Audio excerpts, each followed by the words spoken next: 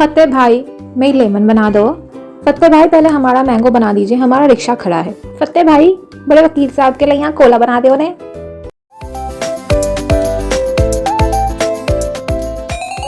आप सुन रहे हैं कहीं अनकहीं, सुकून भरी कहानियों की दुनिया, और मैं हूं आपकी हमसफर वर्षा। चलिए तो शुरू करते हैं आज का एक नया सफर। 7 साल के बच्चे बच्चियों से लेकर 70 साल के बुजुर्गों तक का तांता लगा रहता था फतेह कोल्ड ड्रिंक्स कॉर्नर पर। अलीगढ़ की कचहरी और यूनिवर्सिटी के बीच किसी रोड पर एक बरगद की छांव में रखा था ये खोखा। कस्टमर्स के बैठने के लिए बाहर ही लाल सफेद कुर्सियां पड़ी रहती थी और काउंटर के पास नीम की लकड़ी से बना हरे रंग में पुता एक पुराना तख्त पड़ा होता, जिस पर लाल, नारंगी, पीली, नीली, कत्थई, सफेद रंगों की बोतल सजी रहती। हर बोतल पर एक अलहदा रंग और उसी रंग से जुड़ा उसका जायका भी होता। कत्थई मतलब कोला, नारंगी के मायने ऑरेंज, लाल कहें तो गुलाब, सफेद होती थी लेमन, और इसी तरह बाकी भी कई रंग और उनके मुख्तलिफ जायके भी। मैं उन दिनों स्कूल में था जब मैंने फतेह कोल्ड ड्रिंक पर जाना शुरू किया था। हम स्कूल वक्त पर पहुंचने में डिसिप्लिन फॉलो किया करते या ना करते, लेकिन मैं और मेरे दोस्त स्कूल से लौटते वक्त एक सांस फतेह कोल्ड ड्रिंक पर लेने का नियम कभी ना तोड़ते। शुरू में फतेह भाई हमें घास भी नहीं डालते थे। हम थे भी तो महज 10-12 साल के अठन्नी चवन्नी से बच्चे, और फिर फतेह भाई रहते ही इतना बिजी थे कि नजर उठाने की फुर्सत कहाँ। ये लेमन उठाया, ये गिलास में डाला, ये बर्फ मारी, फिस फिस फिस, मशीन से सोडा पानी मार दिया, ऊपर से मसाला छिड़का और ये लो, हो गई कोल्ड ड्रिंक तैयार। सच बता रहा हूँ, मैं उनकी स्पीड का ऐसा मुरीद था कि उनके जैकी चैन टाइप फास्ट एक्शंस में मैं तो खो ही जाता था कहीं। और फिर वो अपनी पैनी आवाज में टोकते, ला भैया 1 रुपया निकाल जल्दी, तो टाइम ना है हम पे कि तो बैठ के टुकड़ देखे। धीरे धीरे हम बड़े होते गए। एक क्लास से दूसरी क्लास में साइकिल से मोटरसाइकिल पर आ गए। स्कूल के बदले यूनिवर्सिटी में आने जाने लगे। हम यूनिवर्सिटी में क्या पहुंचे, उम्र में हमारे बाप दादा जितने फतेह भाई ने न जाने क्यों उल्टा हमसे ही भाई कहना शुरू कर दिया। पहले अजीब लगता, फिर थोड़ा अच्छा भी लगता, रौब सा आ जाता था। अच्छा, ये रौब तब और भी बढ़ जाता था जब लॉ फैकल्टी वाली रुकैया फतेह कोल्ड ड्रिंक पर अपनी स्कूटी रोक लेती थी। अरे, मैं तो बताना ही भूल गया, मैं और रुकैया स्कूल से ही साथ में थे और मैं उसे बहुत पसंद करता था। फतेह कोल्ड ड्रिंक अच्छा बहाना होता शाम के कुछ पल रुकैया के साथ गुजारने का। स्कूल में 4 साल तक मैं और रुकैया एक ही क्लास में पढ़े थे, पर हमने क्लास वर्क, होमवर्क की कॉपीज लेते देते हाई हेलो से ज्यादा कभी कोई बात ही नहीं की। अब मैं क्या ही बताऊं, एक तो हमारे स्कूल का माहौल भी ऐसा कोई कॉन्वेंट टाइप नहीं था। लड़का बात क्या कर ले लड़की से, सारे स्कूल में शादी के कार्ड बढ़ जाते थे, इसलिए मैं जान के ज्यादा बात नहीं करता था उससे। वो क्यों नहीं करती थी ये उसने कभी नहीं बताया मुझे। खैर, स्कूल खत्म हुआ तो उसकी देखा देखी मैंने दिल्ली में एडमिशन ले लिया, पर फिर मालूम हुआ लॉ डिपार्टमेंट की सेकंड लिस्ट में रुकैया का नाम क्लियर हो गया और उसने दिल्ली छोड़ वापस यहीं एडमिशन ले लिया। अब बताइए साहब, वो अलीगढ़ में पढ़े और हम दिल्ली, ये भी कोई बात होती है? मैं भी आखिर नुक्कड़ नाटक टीम का लीडर था, घर पर बोल दिया दिल्ली में रैगिंग बहुत होती है, हॉस्टल्स में लड़के बहुत परेशान करते हैं। जनाब, मेरे 4 आंसू गिरने की देर थी कि मेरी मम्मी बोली, हमें ना भेजना अपना लड़का कहीं दिल्ली विल्ली, यहीं पढ़ लेगा जो भी पढ़ेगा। भला हो यूनिवर्सिटी वालों का कि स्पोर्ट्स कोटा से मुझे इकोनॉमिक्स ऑनर्स में जैसे तैसे एडमिशन मिल गया, वरना साल बर्बाद हो जाती। जब यूनिवर्सिटी पहुंचे तो थोड़ी आज़ादी ये मिली कि अब हम जब जी चाहे लॉ फैकल्टी के चक्कर काट सकते थे, पर बात हमारी फिर भी ना हो पाती। तो जब भी दिखती रिक्शे में अकेली ही ना होती कभी। एक सहेली हमेशा अपने संग लटकाई रहती, ऐसे में कोई शरीफ आदमी कैसे बात करे उससे। लेकिन फिर एक दिन रुकैया स्कूटी चलाती दिखी। मैं लाइब्रेरी के सामने वाली सड़क पर खड़ा था। मैं तो यूं ही देख रहा था, ये स्कूटी पे इतनी खूबसूरत सी लड़की कौन जा रही है। हकीकत बात है, खासकर उस दिन मेरे मन में कोई ऐसी वैसी बात नहीं थी, और देखो उसी दिन उसने मुझे देख लिया खुद को तारते हुए। वो स्कूटी यूटर्न घुमाकर इधर ही ले आई और मेरे पास रोककर खड़ी हो गई। भाई, मेरी सिट्टी पिट्टी गुम कि अब क्या हो, इतना खराब इंप्रेशन पड़ा होगा। रोहन लड़की तारता है, छी। मैं पानी पानी था, उसने इसी पानी में पत्थर मारा। कहाँ हो आजकल? मैं अभी शर्मिंदगी में मिमिया ही रहा था कि वो फिर बोली, कहीं बैठकर बात करें? मैं यूनिवर्सिटी की भीड़ भाड़ वाली तमाम कैंटीन्स और टी शॉप्स को छोड़कर उसे फत्ते कोल्ड ड्रिंक्स कॉर्नर पर ले पहुंचा। भीड़ से अलग ले जाकर मैं कुछ पल नजर भरकर देख लेना चाहता था उसे। रुकैया मेरे स्कूटर के पीछे पीछे अपनी स्कूटी चलाती ले आई और हम फत्ते कोल्ड ड्रिंक कॉर्नर पहुंच गए। मैं स्कूटर को अभी ऊंची नीची कच्ची जमीन पर टिकाने की मशक्कत कर ही रहा था कि हवा में फत्ते भाई का सलाम तैरता हुआ आ पहुंचा। मैंने फत्ते भाई को जवाब देने से पहले एक बार रुकैया को देखा कि उसने सुना या नहीं सुना। उसने सुन लिया था कि फत्ते भाई मुझे ही सलाम ठोक रहे हैं। चेहरे पे बड़प्पन वाली मुस्कुराहट के साथ मैंने सलाम का जवाब दिया और पूछा, और फत्ते भाई क्या हाल है?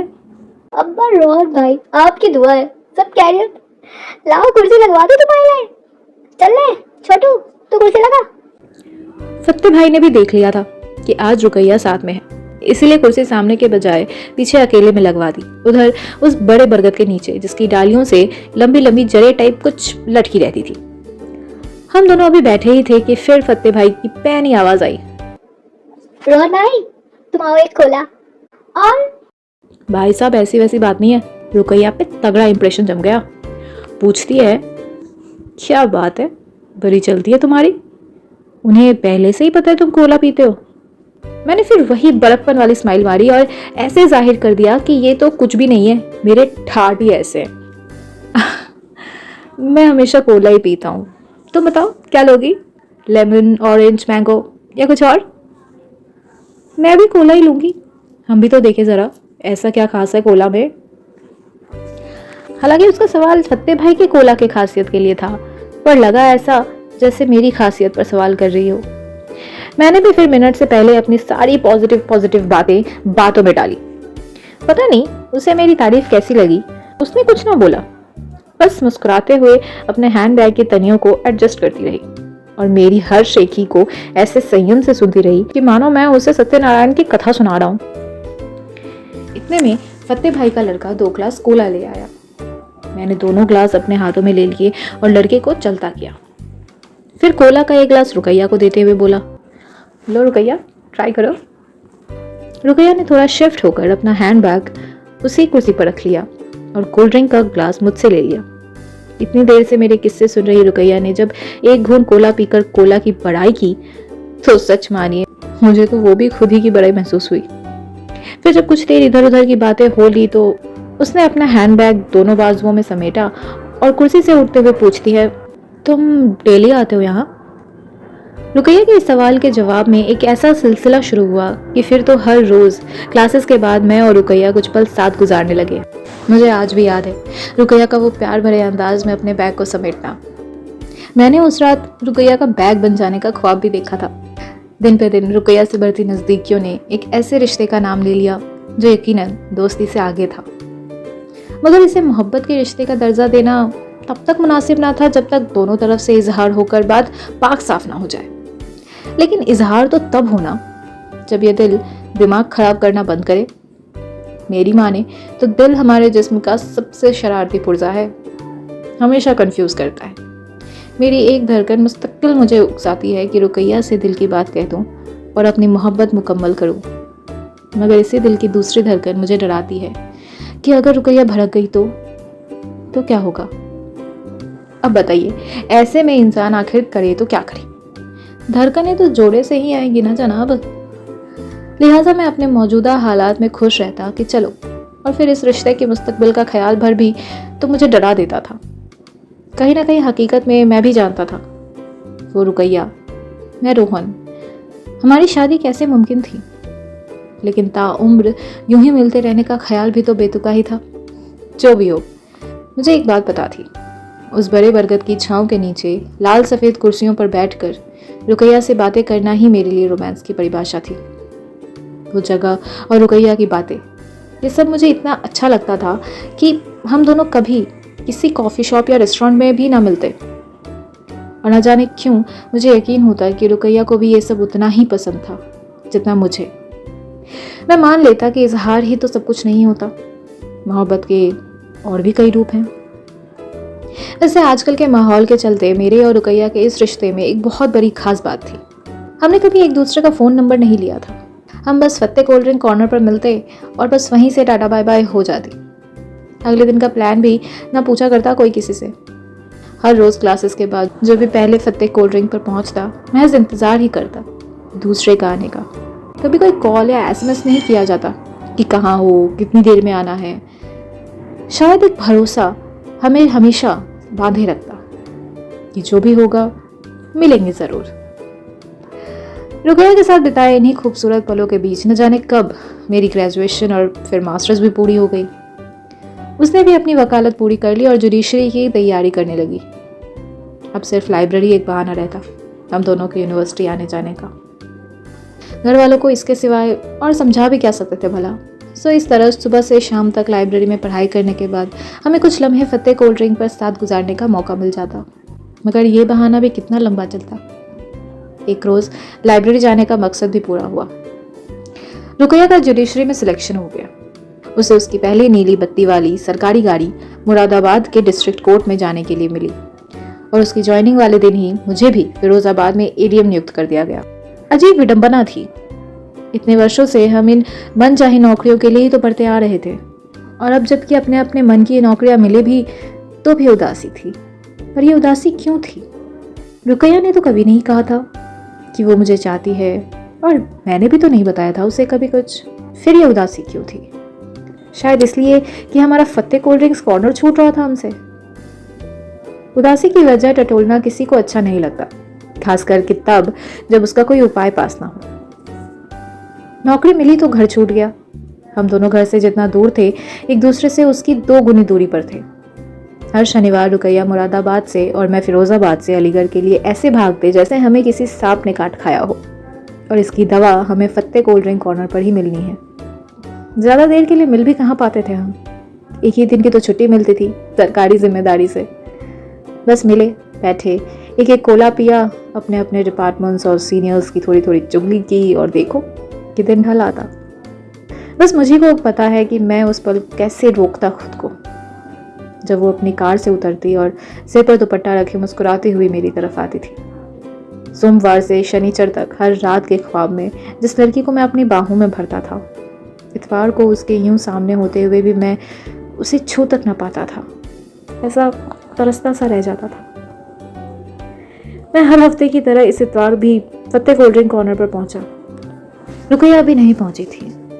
मैंने वहीं बड़े बरगद के नीचे 2 कुर्सियां डलवा ली। लाल वाली पर मैं बैठ गया, सफ़ेद वाली कुर्सी रुकैया का इंतज़ार करने लगी। कुछ भूख सी महसूस हुई तो मैंने फत्ते भाई को आवाज़ मार दी, फत्ते भाई एक कोला कर दो मेरा। मेरी आवाज़ सुनते ही फत्ते भाई ने भीड़ भरे काउंटर से अदब भरा जवाब दिया, हाँ रोहन भाई बस खड़ा हूँ अभी। इतने में रुकैया भी यहाँ पहुंची। उसने खद्दर का पीला कुर्ता पहना था जीन्स के साथ। रुकैया को देखकर मैं अपनी कुर्सी के रंग में रंग गया, मोहब्बत के लाल रंग में। लेकिन रुकैया का रंग आज उड़ा हुआ था, कुछ खामोश सी थी, उदास भी। बरगद के कुछ पत्ते जमीन पर गिरे हुए थे। रुकैया ने एक पत्ता उठा लिया और उसी से जमीन पर कुछ डिजाइन सी काटने लगी। मुझे बड़ा अजीब लगा कि बताओ मैं बैठा हूँ, मुझसे बात करने के बजाय ये पता नहीं किस धुन में है। और फिर जब उसने कोला मंगवाने के लिए भी मना कर दिया तो मैंने पूछा, क्या हुआ? क्या कोई सब ठीक है ना रुकैया? हाँ, उसने बिना ऊपर देखे जवाब दिया। मुझे और अजीब लगा। मैंने फिर पूछा, क्या? हाँ, क्या बात है रुकैया? वो कुछ ना बोली। बरगद के पत्ते से खेलने में न जाने कौन सा स्वाद आ रहा था उसे। मैंने चिड़चिड़ाते हुए उसका हाथ पकड़ लिया और अब की कड़ाई से पूछा, कोई तो बात है, साफ साफ बोलो। आज अम्मी ने बताया मेरे लिए शादी का रिश्ता आया है। उसने सीधा मेरी आंखों में देखकर बोला। मेरे हाथ की पकड़ ढीली पड़ गई। मेरा चेहरा तमतमाने लगा। मैं सन्न था। हम दोनों के बीच खामोशी छा गई। मेरी हिम्मत जुटाकर मैंने पूछा, तुम सीरियस हो या? रुकैया ने बरगद का वही पत्ता मुझे फेंक कर मारा और खड़े होकर बोली, मैं जा रही हूँ, मैं शादी करके चली जाऊंगी आजमगढ़। बैठे रहना तुम अकेले अपने उस फत्ते कोल्ड ड्रिंक पर, कभी मिलने नहीं आऊंगी। मैंने रुकैया का हाथ पकड़ लिया। मुझसे शादी करोगी? तुरंत लहजे भरा जवाब आया, किस खुशी में? रुकैया आई लव यू, मुझसे शादी करोगी? कर लूंगी। शादी कर रही हो या एहसान कर रही हो? प्रपोज कर रहे हो या एफिडेविट दे रहे हो? मैंने पता नहीं कैसे रुकैया को अपने गले से लगा लिया। फतेह भाई बिना मंगवाए खुद ही आज हमारे लिए 2 कोला खट्टा लिया है।